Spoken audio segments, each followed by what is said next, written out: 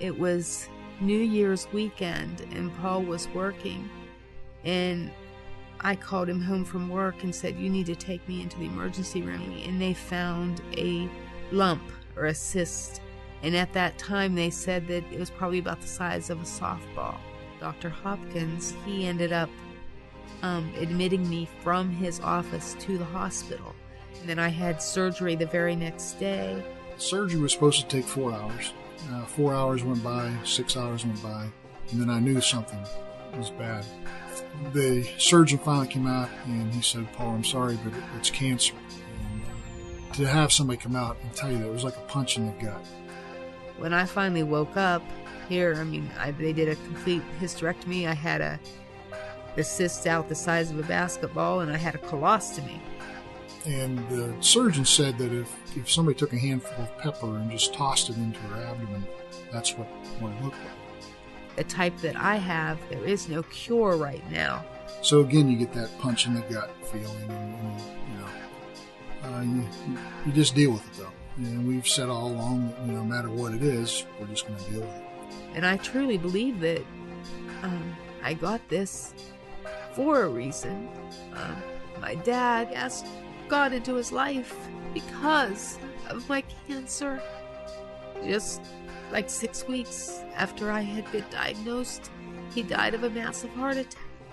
And if it took me having this cancer for God to get to my dad, and I know where he is now, and if there's other people out there that my illness can touch, then it was worth it. I know that God could cure me right now if he wanted to, but there must be somebody else out there that I'm supposed to talk to. So bring him on. Carla is my hero. I can't put it any other way.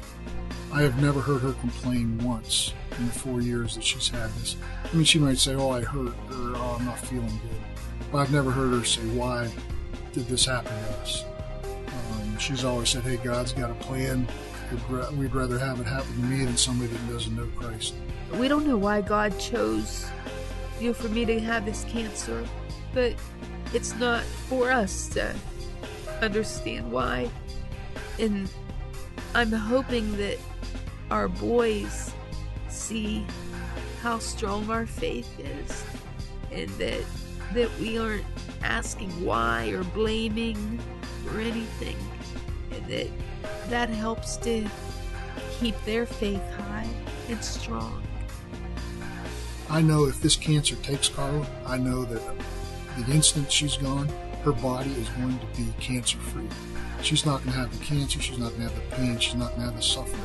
And I know that I'll see her again, and that's an incredible peace.